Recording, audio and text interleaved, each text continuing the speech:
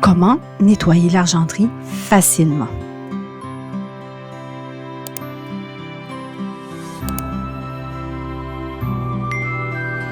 Le printemps a cédé la place à l'été. Et avec lui, la saison des déménagements et des ventes de garage. On peut alors y trouver pour 3 fois rien des items en argent un peu ternis par les années. Je vous montre ici comment les récupérer facilement. J'ai moi-même trouvé ce plateau. Il est en argent, de qualité, mais doit impérativement être nettoyé. Et je veux y arriver sans trop frotter.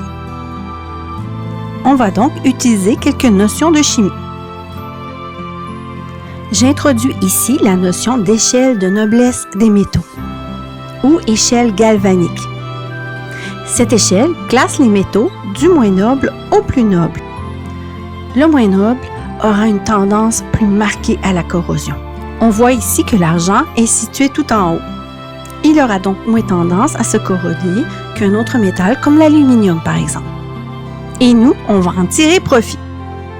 En effet, si on plonge aluminium et argent dans une solution conductrice, on crée ce qu'on appelle une pile galvanique. L'aluminium moins noble va alors se corroder au profit de l'argent plus noble. Ce phénomène se produit tout naturellement à l'extérieur. C'est pour cette raison que l'on fait attention à ne pas mélanger les métaux dans les constructions. Ou si on le fait, ça va être dans un but très déterminé. Par exemple, pour protéger les coques de navires en acier. L'océan étant un parfait électrolyte, on va utiliser ce qu'on appelle des anodes sacrificielles. C'est un mot très compliqué pour dire des bouts de magnésium. Ces anodes vont être corrodées à la place de la coque, ce qui va protéger le navire. Je vais donc avoir besoin d'un récipient suffisamment grand, d'aluminium ou de tout autre métal moins noble dans l'échelle galvanique. On ajoute ensuite notre électrolyte.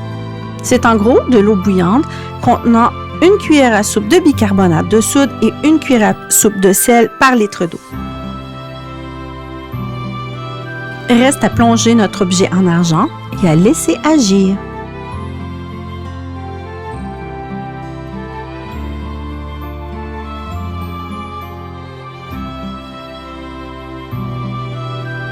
Je vais maintenant pouvoir l'utiliser avec fierté.